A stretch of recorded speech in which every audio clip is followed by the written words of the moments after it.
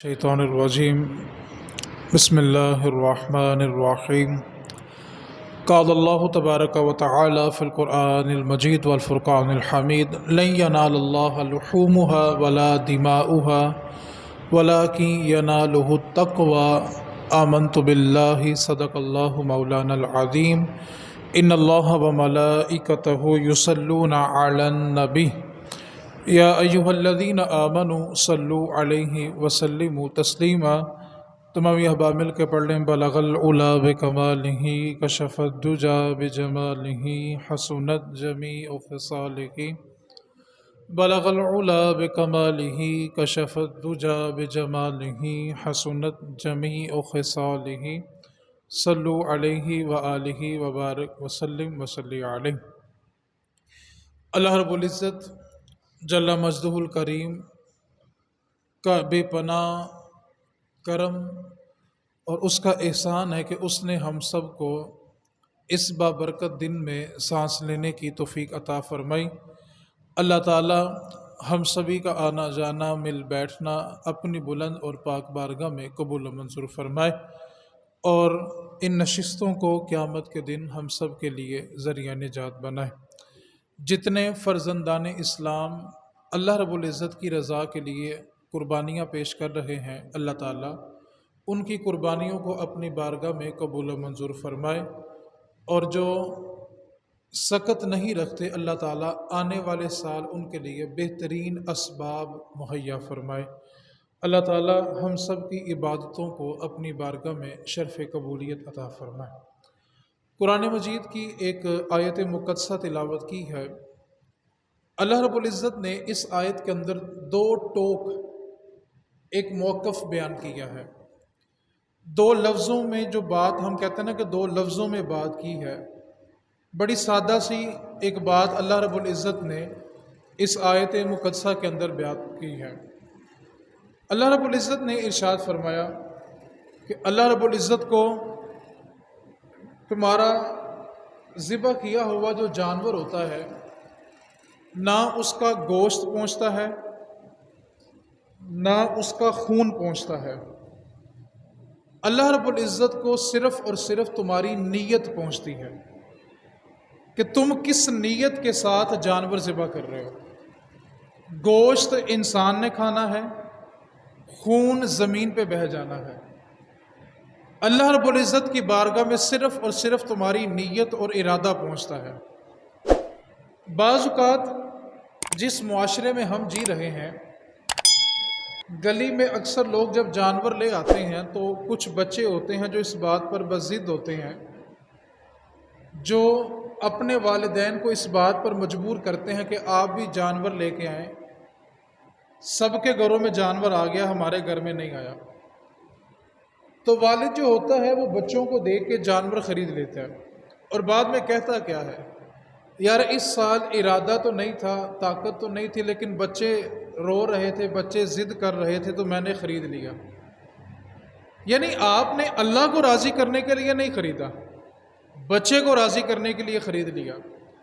اور اسی موقف کے بارے اللہ تعالیٰ نے دو ٹوک اعلان فرمایا کہ نہ خون پہنچتا ہے نہ گوشت پہنچتا ہے، اللہ کی بارگاہ میں صرف اور صرف تمہارا ارادہ پہنچتا ہے۔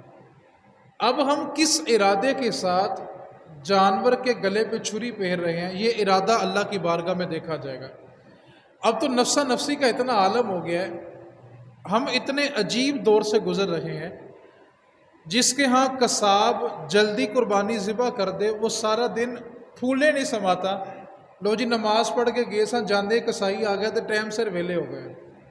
بھائی آپ ٹائم پہ فارغ ہو گئے ہیں، اچھی بات ہے، آپ کا وقت بچ گیا، یہ بہت اچھی بات ہے، لیکن کم از کم مہربانی کریں دوسروں پہ اس کو فخریہ انداز پہ پیش نہ کریں۔ ہو سکتا ہے کہ اس دوسرے بندے کے پاس اتنے پیسے نہ ہوں کہ وہ قصاب کو پہلے وقت میں بلا سکے، تو بعض اوقات ہمارے جو رویے ہوتے ہیں، ہمارے الفاظ ہوتے ہیں، وہ دوسروں کے لیے بڑی اذیت کا باعث بن جاتے ہیں۔ اس لیے اللہ رب العزت کی بارگاہ میں صرف اور صرف ہمارا ارادہ دیکھا جائے گا کہ ہم جانور کس ارادے کے ساتھ اللہ کی بارگاہ میں پیش کر رہے ہیں۔ دوسری بات جہاں پہ میں نے جمعے والے دن گفتگو چھوڑی تھی وہیں سے شروع کر رہا ہوں کہ عید ہوتی ہے بیسیکلی غریبوں کو اپنی خوشیوں میں شامل کرنا۔ لیکن ہمارے ہاں بڑی عید گوشت کے تبادلے کا نام ہے. جیسا کسی کے گھر سے آتا ہے ویسا اسی کے گھر میں جاتا ہے. بڑی عید عید الاضحیٰ جو ہے یہ گوشت کے تبادلے کا نام نہیں ہے کہ اس نے ہمارے گھر میں بیچ دیا ہم اس کے گھر میں بیچ دیں. یہ غریبوں کو اپنی خوشیوں میں شامل کرنے کا نام ہے. اب تھوڑی توجہ فرمائے. قربانی وہ بندہ کرتا ہے جو سارا سال بھی یہ گوشت کھا سکتا ہے. ظاہری بات جس کے پاس طاقت ہے استطاعت ہے وہی قربانی کر رہا ہے. جو ماڑا بندہ سارا سال کبھی کبھار کھاتا ہے وہ قربانی کہاں سے کرے گا؟ اب قربانی وہ شخص کر رہا ہے جو باقی سال میں بھی کھا سکتا ہے، لیکن اس کے باوجود ہماری نیت، ہمارا ارادہ، ہماری سوچ کیا ہے کہ فلاں گھر سے جیسا گوشت آیا اس کو فلاں گھر میں بھیج دیں. پرانے وقتوں میں تو ایسا نہیں ہوتا تھا، لیکن آج کے دور میں یہ ایک عجیب رواج شروع ہو گیا کہ جس کے گھر سے ران آئی ہے اس کے گھر میں پوری ران بھیج دیں گے. آپ اندازہ کریں اس ران کے ساتھ کتنے غریب خاندان پل سکتے تھے 2 دن کے لیے. کتنے غریبوں کے گھر میں چولہا جل سکتا ہے. ہم بھلا کیا سمجھتے ہیں؟ ہم کسی ماڑے کے گھر میں کیوں نہیں بیچتے؟ یا کوئی بات نہیں اس کے محلے داروں نے بیچ دیا ہوگا. 2-3 سال پہلے کی بات ہے، میں نا ادھر یہ واگا بارڈر والی سائڈ پہ چلا گیا گوشت تقسیم کرنے کے لیے. تو ایک گھر میں جانے کا اتفاق ہوا، دستک دی، گوشت دیا ان کو. تو ان کے الفاظ بھلا کیا تھے؟ وہ پوچھنے لگا کہ آپ کہاں سے آئے ہیں. حالانکہ وہ بندہ جمعہ میرے پیچھے پڑتا تھا، لیکن میں نے اپنا حلیہ تھوڑا بدلا ہوا تھا، تو اس نے نہیں پہچانا میں کون ہوں. کہتا جی آپ کہاں سے ہیں؟ میں کہا بس یار کسی نے بتایا تھا کہ یہاں پہ گوشت تقسیم کرنا تو میں آ گیا ہوں. اس بندے کے الفاظ بھلا کیا تھے؟ کہنے لگا آپ کیسے یہاں پر آ گئے ہیں؟ ہمارے علاقے میں تو علاقے والے گوشت تقسیم نہیں کرتے. ہم بھلا کیا سمجھتے ہیں یار کسی نہ کسی نے تو بھیج دیا ہوگا. بھائی آپ کے اوپر کسی نہ کسی کو جاننے کی ذمہ داری نہیں ہے، آپ کے اوپر اپنی ذمہ داری پورے کرنے کی ذمہ داری ہے. اور دوسری بات جس کی طرف ہماری توجہ ہونی چاہیے، ایک بات کو ذہن میں رکھیں، کسی بھی قربانی کرنے والے کے لیے یہ بات لازم نہیں ہے کہ وہ زیادہ سے زیادہ گھروں میں گوشت بھیجیں.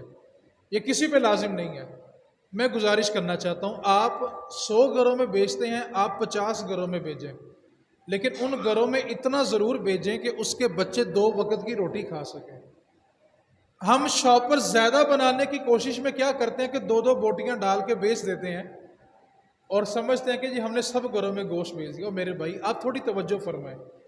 جس گھر میں 10 افراد رہتے ہیں اور 10 افراد نے کھانا کھانا ہے، سادے سے سادہ بندہ بھی ہونا وہ اس بات کو سمجھتا ہے کہ 10 افراد ہوں تو کم از کم 1.5 سے 2 کلو گوشت ہو تو بندہ ایک وقت میں سارے گھر کے بیٹھ کے کھانا کھا سکتے ہیں.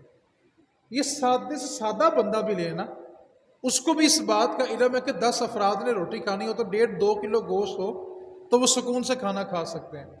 اب آپ خود اپنے آپ کو، میں اپنے آپ کو ایک ترازو میں تول لیں.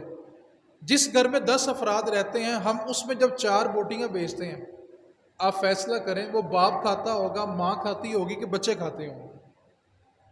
کسی بھی مسلمان پہ یہ ذمہ داری نہیں ہے کہ اگر اس کے علاقے میں 100 گھر ہیں تو وہ 100 گھروں میں بھیجیں.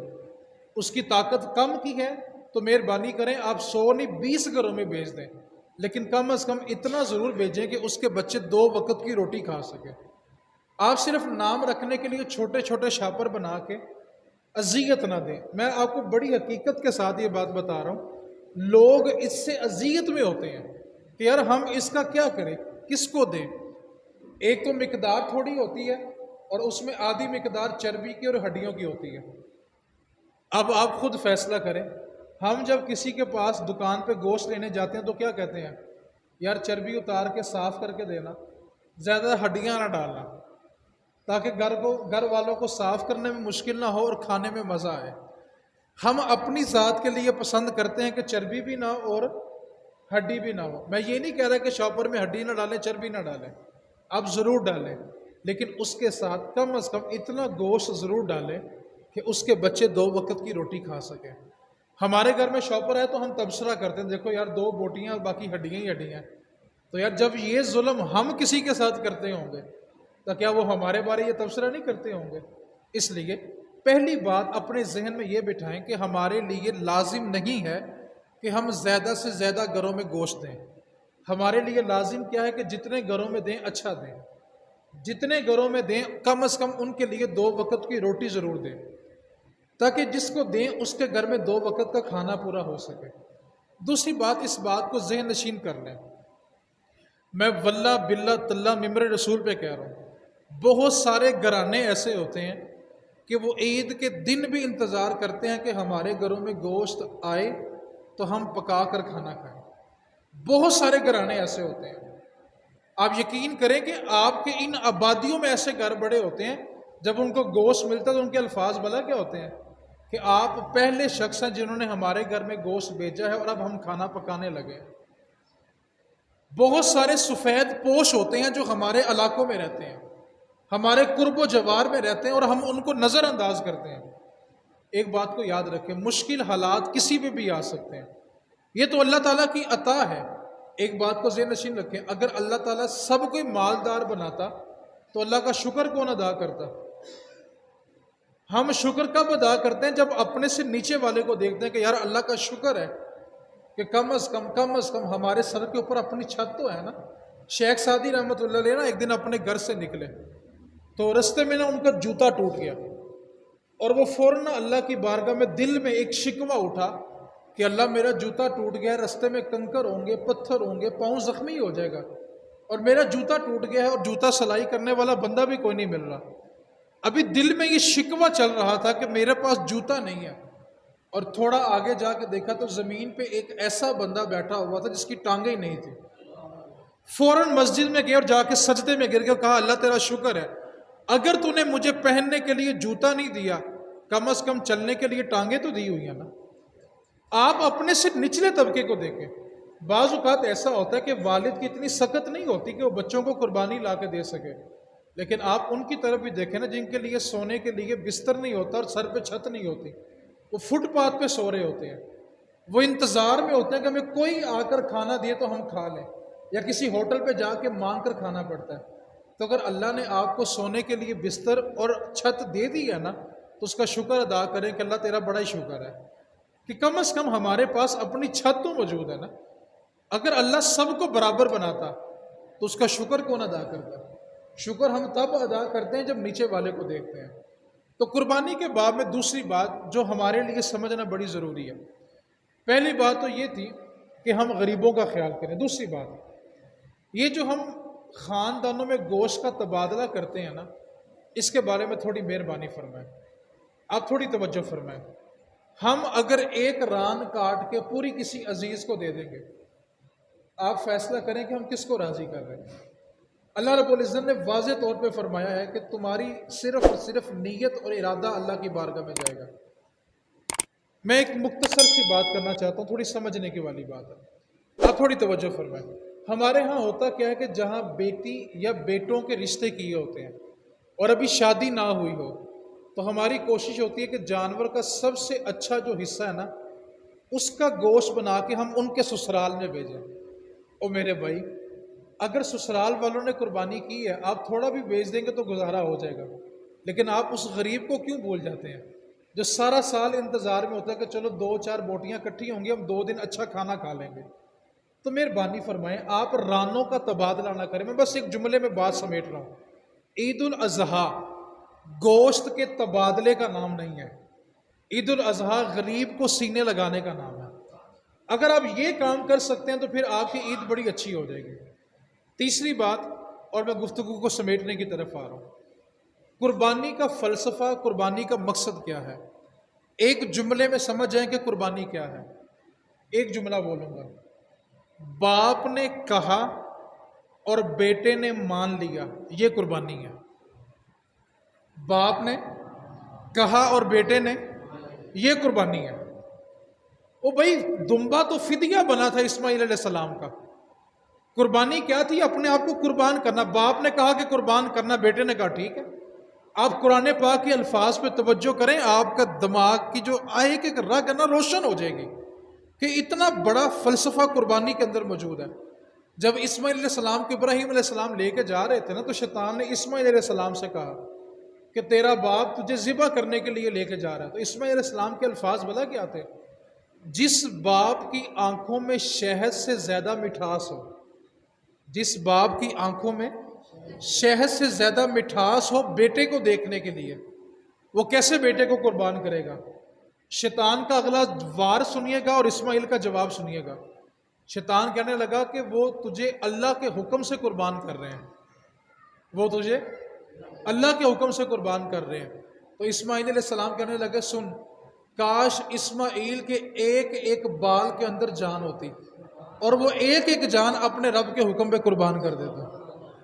اب توجہ کیجئے گا، اب جب ابراہیم علیہ السلام نے اسماعیل علیہ السلام کو جو لفظ بولے تھے نا، بڑی توجہ سے سننے والے ہیں۔ قربانی کا فلسفہ اس ایک جملے کے اندر ہے۔ ابراہیم علیہ السلام نے اسماعیل علیہ السلام سے کہا کہ میں نے تمہیں ذبح کرنا ہے۔ کیا لفظ بولے؟ میں نے تجھے ذبح کرنا۔ حکم کس کا ہے؟ اللہ کا حکم ہے۔ اسماعیل علیہ السلام کا جو جواب ہے یہ قربانی کا فلسفہ اور خلاصہ ہے۔ اسماعیل علیہ السلام نے یہ نہیں کہا کہ آپ مجھے ذبح کر دیں، فرمایا یا ابتف الما تؤمر، آپ کو جو جو حکم ہے آپ سب کچھ کر ڈالیں۔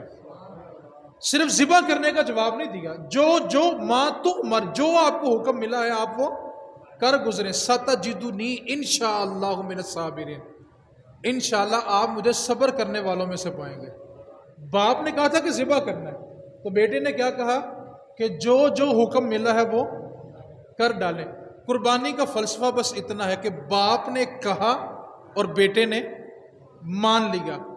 اگر بندے کے اندر یہ صفت پیدا ہو جائے کہ جو باپ نے کہہ دیا میں نے وہ مان لیا، اسی کا نام قربانی ہے۔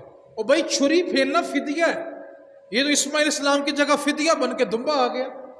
ہم جانوروں کے گلوں پہ چھریاں پھیرتے جا رہے ہیں، اپنی نفرت کے اوپر چھری نہیں پھیرتے، اپنی انا پرستی کے اوپر چھری نہیں پھیرتے، رشتہ داروں کو جو توڑنے والی دیوار ہے اس کے اوپر چھری نہیں پھیرتے۔ او میرے بھائی، ہم فدیے کے بدلے میں جانور کرتے جا رہے ہیں۔ اصل فلسفہ کیا ہے کہ باپ کہہ دے تو بیٹا مان لے، اس کا نام قربانی ہے۔ اور اگر بیٹے کے اندر یہ صفت پیدا ہو گئی نا کہ باپ نے کہہ دیا تو میں نے مان لیا، تو پھر اس کی زندگی خوشگوار بن جاتی ہے۔ بعض اوقات نوجوانوں کے ذہن میں نا ایک جملہ آتا ہے، یار گھر میں لیٹ آؤ تو ابو گالیاں نکالتے ہیں، دوستوں کے پاس بیٹھو تو ابو ڈانٹتے ہیں، ذرا ذرا کی بات پہ ابو ڈانٹ دیتے ہیں۔ ایک بات کو نوجوانوں یاد رکھو، باپ ایک سورج کی مانند ہوتا ہے۔ سورج جب گرمی میں اپنی آب و تاب کے ساتھ چمکتا ہے نا، اتنی تپش پھینکتا کہ بندہ بغیر جوتے کے زمین پہ کھڑا نہیں ہو سکتا۔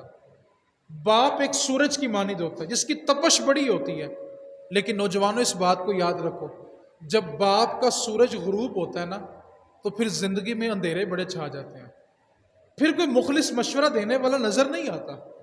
باپ کی ٹانگوں میں چلنے کی بھی طاقت نہ ہو، اتنا بڑھاپا آ جائے اور وہ بیٹے کو پریشان دیکھے تو بھلا کیا کہتا ہے، پتر تو گھبرانا نہیں، تیرا پیو ہلی جیوندا ہے۔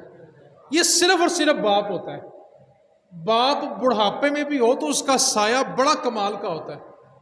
درخت پھل نہ بھی دے سایہ ضرور دیتا ہے، باپ کچھ نہ بھی کر سکے وہ سایہ ضرور دیتا ہے۔ اس لیے قربانی کا فلسفہ کیا ہے کہ باپ نے کہا اور بیٹے نے، اس کا نام قربانی ہے۔ دمبا تو فدیہ تھا، وہ ساری امت کرتی رہے گی قیامت تک، لیکن اصل قربانی کیا ہے کہ باپ کہے تو بیٹا مان لے، اس چیز کا نام قربانی ہے۔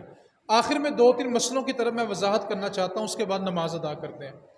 سب سے پہلا مسئلہ بڑی توجہ کے ساتھ سننا، ہمارے ہاں رواج یہ ہوتا ہے کہ جب قصاب چھری پھیرنے لگتا ہے نا، ذبح کرنے والا، تو جن جن کے حصے ہوتے ہیں نا وہ چھری کے اوپر ہاتھ رکھ لیتے ہیں، یا قصاب کا پیچھے سے ہاتھ پکڑ لیتے ہیں کہ بھی ہمارا حصہ بھی اس میں شامل ہو جائے۔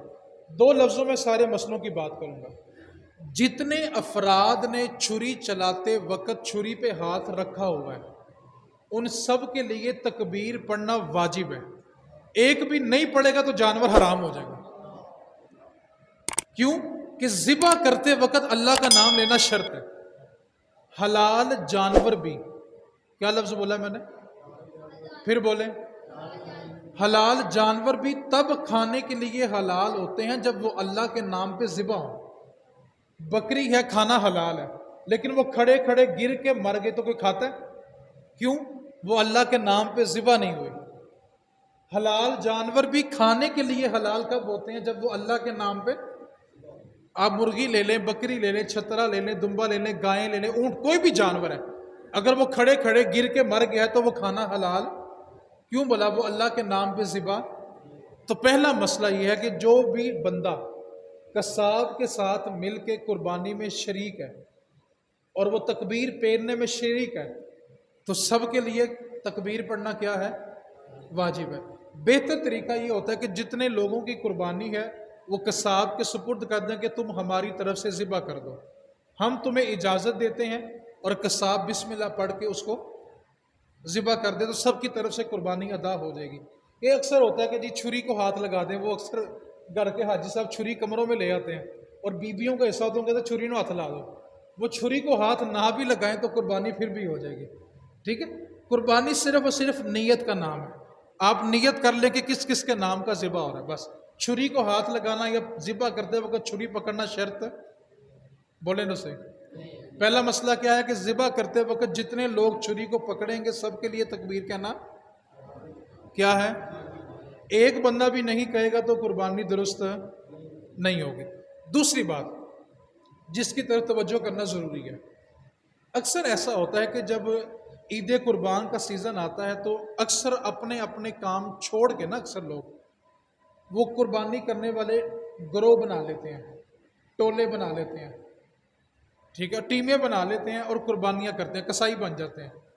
ٹھیک ہے، اکثر ایسا ہوتا ہے کہ ہمارے علاقوں میں غیر مسلم جن کو ہم عیسائی کہتے ہیں وہ بھی رہتے ہیں، جو ہمارے ساتھ کام کاج بھی کرتے ہیں، ہمارے گھروں میں کوڑا کرکٹ بھی اٹھاتے ہیں۔ ٹھیک ہے، جو شخص اہل کتاب ہو، کیا کہا میں نے؟ اہل کتاب سادہ لفظوں میں وہ کہتے ہیں کہ جو اپنے نبی کو سچا نبی مانتا ہو اور جو اس پہ کتاب نازل ہوئی ہو اس کو سچی کتاب مانتا ہو۔ ہمارا دین کہتا ہے کہ اہل کتاب کا ذبح کیا ہوا جانور حلال ہے۔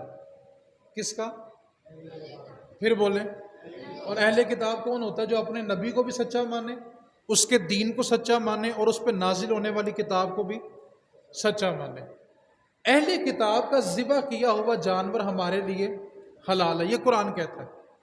لیکن ہمارے ہاں اب بہت ساری الجھنیں پیدا ہو گئی کہ کسی کو سمجھنا بڑا مشکل ہو گیا، اس لیے احتیاط اس میں ہے۔ احتیاط کہہ رہا ہوں، فتویٰ نہیں دے رہا بھائی، صرف احتیاط بیان کر رہا ہوں کہ آپ جانور کسی مسلمان سے ذبح کرنا۔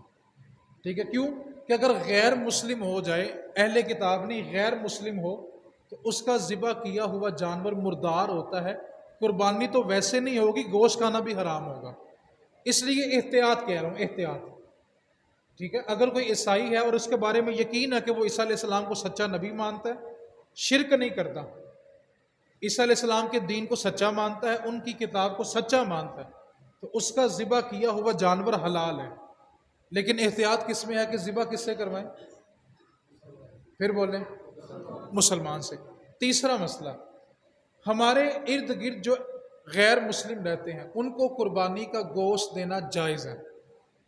ٹھیک ہے، میں اس مسئلے کو دو لفظوں میں بیان کر دیتا ہوں، وہ یہ ہے کہ جو صدقات شریعت کی طرف سے ہم پہ لازم ہے، جیسے زکوٰۃ ہے، فطرانہ ہے، روزہ توڑنے کا کفارہ، قسم توڑنے کا کفارہ، حج یا عمرے میں غلطی ہو جائے تو جو دم دیا جاتا ہے، یہ چیزیں واجب ہوتی ہیں، یہ آپ غیر مسلم کو نہیں دے سکتے۔ ہاں، کوئی بندہ کہتا ہے یہ میرا صدقہ ہے، میرے بچوں کا صدقہ ہے، آپ وہ غیر مسلم کو دے سکتے ہیں۔ آپ کے ساتھ کام کرتے ہیں یا آپ کے ماتحت کام کرتے ہیں، وہ بیمار ہوں تو ان کو دوائی لے کے دیں، بیمار ہیں تو ان کا حال پوچھیں، ان کے بچوں کی شادی ہے تو ان کی مدد کریں۔ اسی طرح آپ اگر قربانی کا گوشت غیر مسلم کو دیں گے تو یہ بالکل جائز ہے۔ ٹھیک ہے، اس کے بعد آخری مسئلہ میں بیان کر کے گفتگو سمیٹنا چاہتا ہوں۔ میں نے جمعے کے خطبے میں یہ بات شامل کی تھی کہ اکثر لوگ جو مالک ہوتے ہیں، جن کے پاس ورکر کام کرتے ہیں، وہ اپنے ورکرز کو، اپنے ملازمین کو قربانی کرنے کے لیے اپنے گھروں میں بلاتے ہیں اور اپنے ورکرز سے کام لیتے ہیں۔ ایک بات کو یاد رکھیں، جب آپ اپنے ورکر کو اپنے ذاتی کام کے لیے بلائیں تو مہربانی کر کے اس کو اجرت ضرور دیں۔ وہ آپ کا ملازم ضرور ہے لیکن آپ کی فیکٹری یا آپ کی دکان کی حد تک، آپ کے ذاتی کام کرنے کے لیے وہ ملازم نہیں ہے۔ اس لیے دیکھیں اس کے بھی چھوٹے چھوٹے بچے ہوتے ہیں، اور اس کے بچوں کو بھی انتظار ہوتا ہے کہ پاپا کچھ لے کے آئیں گے۔ اس لیے اگر آپ ان کو اپنے ذاتی کام کے لیے اپنے گھر بلاتے ہیں قربانی کرنے کے لیے، تو مہربانی فرما کے ان کو اجرت دیں۔ اور یہ مسئلہ میں نے کیوں بیان کیا، اس کی وجہ اگلی بات ہے، وہ یہ ہے کہ ہمارے ہاں نا اکثر رواج اب شروع ہو گیا کہ جو کسائی قربانی کرنے آتے ہیں نا، 2-3 سال سے یہ مسئلہ کم ہو گیا، کیونکہ کھالوں کا ریٹ کم ہو گیا۔ ورنہ پہلے کیا ہوتا تھا کہ جانور ذبح کروایا اور اجرت کے طور پہ اس کو جانور کی کھال دے دی، اس کو گوشت دے دیا، سری پائے دے دیے۔ ایک بات کو توجہ سے سماعت کر لیں، اجرت کے طور پہ اس کو کھال یا گوشت دینا یہ جائز نہیں ہے۔ کیوں؟ کہ وہ قربانی کا گوشت ہے اور وہ آپ بیچ نہیں سکتے۔ قربانی کا گوشت بندہ بیچ نہیں سکتا، اور آپ جب اس کو اجرت کے طور پہ دیں گے تو وہ کیا ہوا، آپ نے اس کو بیچ دیا۔ اس لیے آپ اس کی اجرت ادا کریں جو اس سے طے کر چکے تھے۔ اجرت ادا کرنے کے بعد جو آپ کا دل چاہے آپ اس کو دے دیں، دین منع نہیں کرتا، لیکن آپ بطور اجرت اس کو سری پائے، کھال یا گوشت نہیں دے سکتے۔ آپ نے سب سے پہلے ان کو کیا دینا ہے، جو اجرت ان کے ساتھ بولے نا صحیح طے ہوئی ہے، اس کے بعد آپ نے ان کو جو دل چاہے وہ دے دیں۔ بس آخر میں بس دوبارہ پھر وہی گزارش کرنا چاہتا ہوں کہ مہربانی کریں، عید گوشت کے تبادلے کا نام نہیں ہے کہ جس کے گھر سے آیا بس اس کے گھر میں شاپر بھیج دو، نہیں۔ غریبوں کو سینے سے لگائیں، اس کا نام عید اضحیٰ ہے۔ اور جہاں سے میں نے بات شروع کی تھی بس وہیں پہ بات لا کے ختم کر رہا ہوں۔ آپ پر یہ لازم نہیں ہے کہ آپ 100 گھروں میں گوشت دیں، یہ آپ پہ لازم نہیں ہے، فرض نہیں ہے۔ آپ 20 گھروں میں دے دیں، لیکن کم از کم اتنا ضرور دیں کہ اس کے بچے 2 وقت کی روٹی کھا سکیں۔ ہم بھلا کیا کرتے ہیں، کہتے ہیں سارے پیکٹ ایک جیسے بناؤ۔ اب جس گھر میں 10 بندے ہیں اس کو بھی اتنا پیکٹ گیا، اور جس گھر میں 2 بندے ہیں اس کو بھی، بولے نا صحیح، آپ خود فیصلہ کریں 10 بندوں والے گھر کے ساتھ زیادتی ہے کہ نہیں ہے۔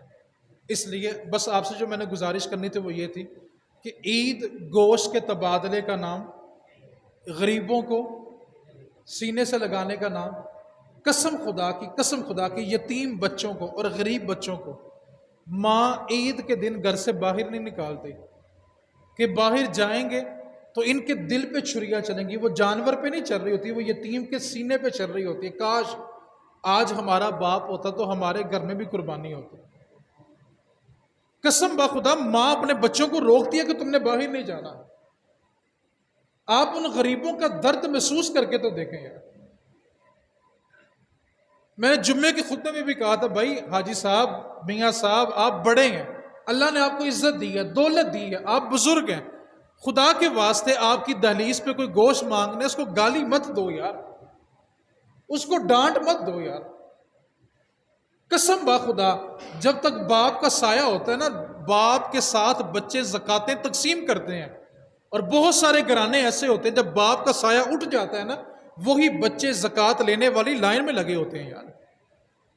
قسم خدا یہ صرف میرے اللہ کی تقسیم ہے کہ اس نے ہمیں بانٹنے والا رکھا تو کسی کو مانگنے والا رکھا ہوا ہے۔ میں نے جمعے میں آپ کو واقعہ سنایا تھا، بس وہ واقعہ سنا کے گفتگو سمیٹ رہا ہوں، کہ جب بندے کے دروازے پہ فقیر آیا، اس نے اس کو دھکا دیا اور کہا تم نے کیا تماشا بنایا ہوا ہے۔ بعد میں اس بندے کی اپنی بیوی کے ساتھ تلخ کلامی ہوئی، طلاق ہو گئی۔ اس بیوی نے کچھ عرصے کے بعد کسی اور سے شادی کر لی۔ ایک دن پھر وہ میاں بیوی بیٹھے تھے کہ دروازے پہ دستک ہوئی، دیکھا بیوی نے، تو بیوی فقیر دیکھ کے بے ہوش ہو گئی۔ تو اس کے بندے نے پوچھا کہ تمہیں کیا ہوا؟ اس نے کہا یہ میرا پہلا شوہر تھا اور اس نے ایک دن فقیر کو دھکا دیا تھا، اور آج یہ نوبت ہے کہ یہ خود فقیر بن کے ہمارے دروازے پہ آ گیا۔ تو اس کا شوہر مسکرا پڑا، اس نے کہا اس سے عجیب بات بلا کیا ہے، جس فقیر کو اس نے دھکا دیا وہ میں ہی تھا۔ اور بھائی یہ اللہ کی تقسیم ہے، لوگ رات کو بادشاہ ہوتے ہیں، صبح جیلوں میں ہوتے ہیں۔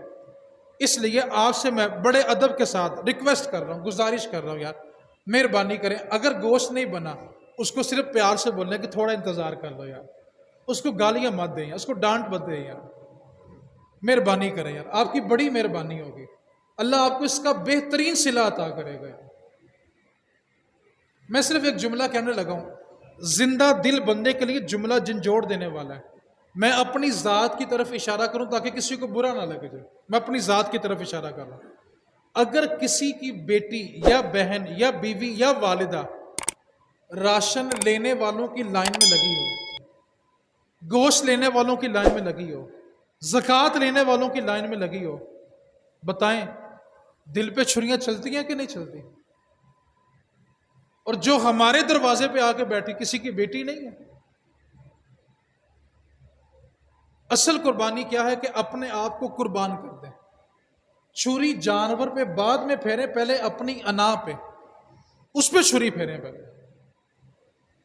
تو بس قربانی کا مقصد، قربانی کا خلاصہ کیا ہے کہ باپ نے کہا تو بیٹے نے، اس کا نام قربانی ہے۔ اور دوسرا جملہ، گوشت کے تبادلے کا نام قربانی نہیں ہے، غریبوں کو سینے لگانے کا نام قربانی ہے۔ اللہ کریم کی بارگاہ میں دعا، اللہ تعالیٰ ہم سب کو عمل کرنے کی توفیق عطا فرمائے۔ وما علینا الا البلاغ المبین۔